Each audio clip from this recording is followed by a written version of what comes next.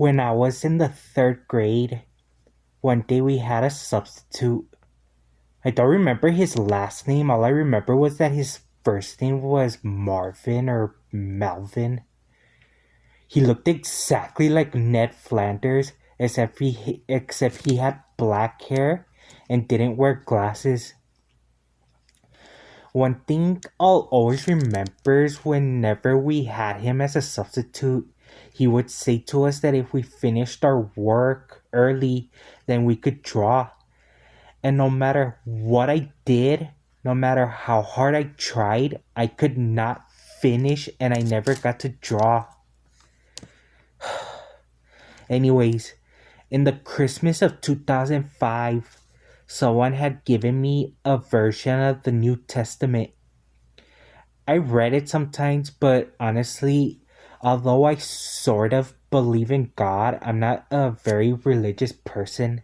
I rarely go to church, but anyways, the Bible fits well into the equation of the story.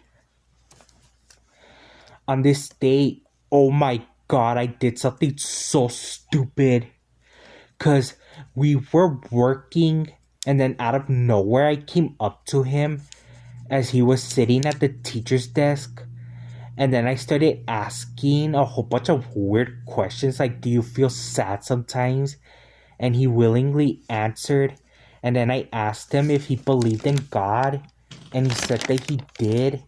And then when I asked him what he felt about people who say they don't believe in God, he said, you know what? People who say they don't believe in God are just stupid. They don't know what they're saying. Then he asked me why I was asking him these stupid questions. And I took the Bible out of my backpack and I showed it to him. And then after an exchange of words, he suddenly told me that the church and the state don't mix. And he told me that I could pray before school starts, in class, but the church and the state don't mix. And then he told me to put it away. So I sat back down and got back to work, and oh my god, I felt so stupid afterwards. But what stuck with me was when he said that the church and the state don't mix. What did that mean? Then in sophomore year in the social skills class, they took us to a field trip over there in downtown at the arts district. And as we were in the library, I walked up to a lady named Candy and I asked her why there's a separation of church and state. And she told me that people wanted to go to school where they didn't have to learn about God or religion. However, I still didn't fully understand why the church and state needed to be separated, especially in junior year when I was in Mrs. Townsend's and the fat ass asked her if we could do an activity at the church across the school. But eventually I decided to leave it an open question. However, since 2021, with the rise of so-called Christian nationalism and the rise of right-wing extremism, with the Republican Party using religious as a justification for their ongoing culture wars such as abortion, transgender rights, critical race theory, etc.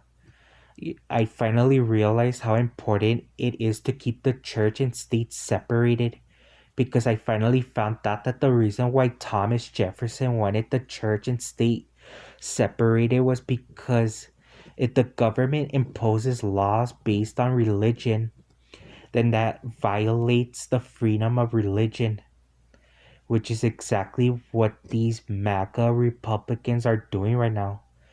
They want everyone to abide by their own personal beliefs by taking away people's medical freedom and uh, medical rights and their right to medical privacy, their civil rights and human rights, and that's not how government works.